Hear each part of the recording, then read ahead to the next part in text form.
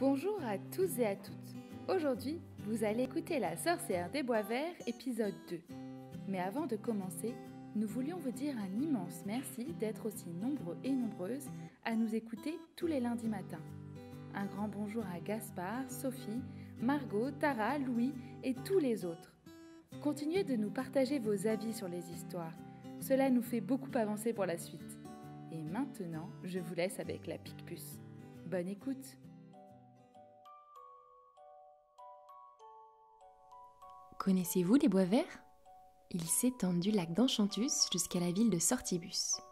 On raconte que, dans ces bois verts, depuis des millénaires, il se passe des choses extraordinaires.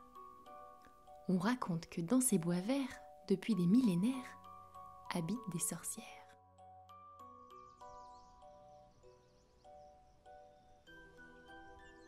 Le jour s'étire sur les bois verts.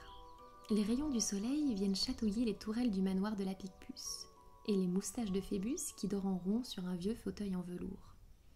La Picpus ronfle à en faire trembler les toiles d'araignée dans son grand lit à baldaquin. Quand soudain,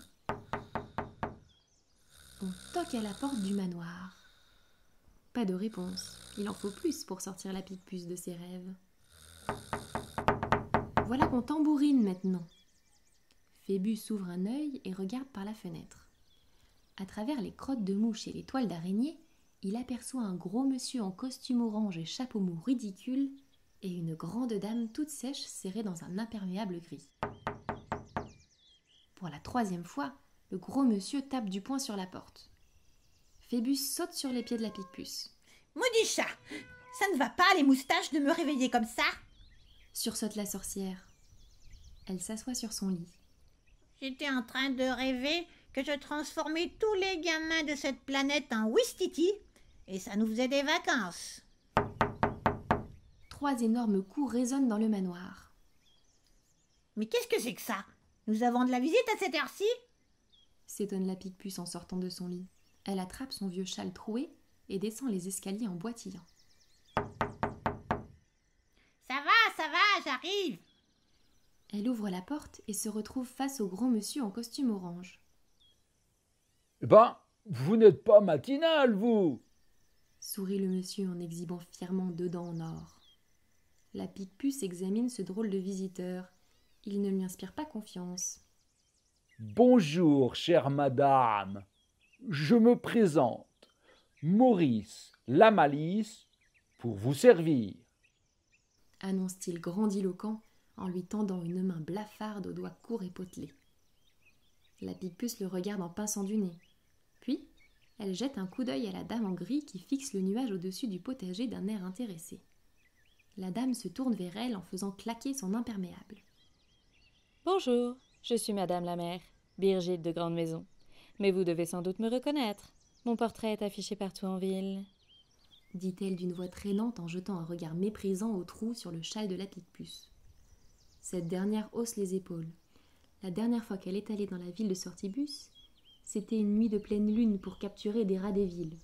Elle n'a pas vraiment fait attention aux affiches. « Bonjour, monsieur Maurice Machin et Birgit Truc. Et vous êtes ici pourquoi, au juste ?»« Ma très chère madame, comme vous le savez sans doute déjà, puisque tout le monde ne parle que de ça, vous allez avoir la chance, que dis-je, l'honneur d'être bientôt la voisine de notre tout nouveau super géant maxi hyper loupiloup 3000. La Picpus s'étrangle. Phébus feule et crache à ses pieds. Quoi? Cette parcelle de la forêt juste ici a été choisie pour implanter un magnifique et tout neuf parc d'attractions que Monsieur Lamalice va construire avec l'accord et je dirais même les encouragements de la mairie de Sortibus. Explique Birgit de Grande Maison en désignant le jardin de la Picpus. Nom d'un limaçon! Qu'est-ce que vous me chantez là? C'est chez moi ici! Hors de question de venir construire votre machin chose 3000 dans mon jardin!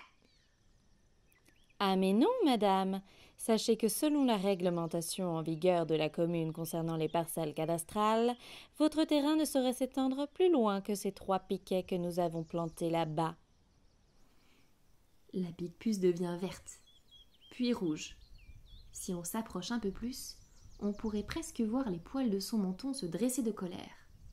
Pour qui se prennent donc ces deux odieux personnages pour venir planter des piquets au milieu de son jardin et lui expliquer que selon les lois de Trentrampion du cadastre, blablabla, poil de rat, n'importe quoi. Maurice la Malice devine que la sorcière ne va pas tarder à s'énerver pour de bon.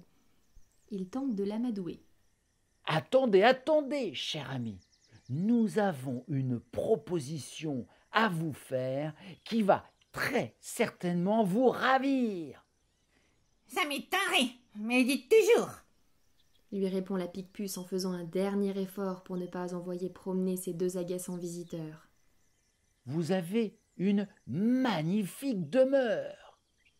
S'enthousiasme-t-il. La Picpus lève un sourcil. Nous pourrions en faire quelque chose d'extraordinaire ensemble. Ces toiles d'araignée, par exemple, ce sont des vrais ? Ajoute-t-il en montrant du doigt les fils d'argent accrochés au-dessus de la porte. Bien sûr que ce sont des vrais. Lui répond sèchement la sorcière. La mère réprime difficilement une moue de dégoût. Merveilleux, c'est merveilleux. Chère madame, je vous fais une offre très spéciale. Que diriez-vous si nous installions une attraction dans votre manoir ? Nous pourrions en faire le manoir hanté le plus mirifiquement terrifiant de toute la région. Que dis-je de tout le pays, mais que dis-je du monde entier ? Un manoir hanté. La Picpus est bouche bée. Il lui attrape le bras et d'un tour de main la fait tourner. Imaginez ici une sorcière, vous, par exemple, qui accueille les visiteurs avec son chat méchant sur l'épaule. Là-bas, un train fantôme qui descendrait dans la cave. Au-dessus de la porte, une tête de mort qui cracherait du feu et des griffes de monstres qui barrent l'entrée. Rien que d'y penser, j'en ai des frissons partout. Qu'est-ce que vous en dites, hein ? Et puis, vous deviendrez célèbre, c'est sûr. Les gens se bousculeraient pour avoir un autographe. Les enfants vont vous adorer. Alors là, c'est le pompon. La Picpus explose. Carabistouille de pique-nique-touille. Sortez de chez moi et ne revenez jamais avec votre loupi-loup de malheur, votre train fantôme, vos marmots hurlant et gesticulant. Jamais je n'accepterai une chose pareille, vous m'entendez ? Jamais ! Et sur ces mots, elle leur claque la porte au nez. Maurice la Malice ne peut pas supporter que cette vieille dame au nez crochu l'envoie valser, lui et son super géant Maxi Hyper Loupi-Loup 3000. Eh ben, puisque vous le prenez sur ce ton, tant pis pour vous. Nous trouverons bien un moyen de vous faire partir d'ici et nous construirons notre parc d'attractions, que vous le vouliez ou non. Oui, j'ai bien l'impression que vous n'êtes pas très en règle avec la réglementation de la commune, de toute façon. Et votre manoir tombe en ruine, et il ne respecte pas les normes de propreté, qui plus est. Renchérit Birgit de Grande Maison en regardant à travers les carreaux d'un air dégoûté. La Picpus fulmine dans son salon. Elle grimpe d'un pas déterminé jusqu'à sa bibliothèque et attrape le manoir Sortilège et Enchantement contre les enquiquineurs, écrit par la grande sorcière Nélia. Potion de faites le dos rond, gris-gris anti-abruti, enchantement de fichez-moi le camp, sort pour les plus retors. Ah, voilà le sortilège, débarrassez-moi le plancher. Elle répète la formule dans sa tête et ouvre grand sa fenêtre. Maurice la Malice l'aperçoit et lui crie. Alors, vous avez changé d'avis ? Vous êtes prête à accepter mon offre ? Ah ça jamais ! Lui rétorque la Picpus, puis elle récite le sortilège. Par la poussière du temps qui passe, l'œil perçant du rapace, les embruns de sommeil et l'éclat des groseilles, que ces deux malotrus retournent d'où ils sont venus. En un éclair, Madame la Mère et Maurice la Malice sont projetés dans les airs et retombent les quatre fers en l'air sur leur derrière, de l'autre côté du jardin. Oui, partons d'ici, cette fichue sorcière nous jette des sorts ! Hurle-t-il en courant à travers les bois verts. La Picpus sourit. Phébus vient se frotter contre ses chevilles. Efficace, ce sortilège, mais je n'en suis pas débarrassée pour autant. Ils ne tarderont pas à revenir avec leur maudit parc d'attractions. Il va bien falloir que l'on trouve une solution pour leur sortir cette idée saugrenue de la tête. » Sur ces mots, elle attrape un vieux coquillage posé sur le rebord d'une étagère et le colle contre son oreille. « Je vais passer un petit coup de coquillage à cette vieille chouette de Babette. Elle est loin d'être bête. Et qui sait, elle aura peut-être une idée en tête pour m'aider. »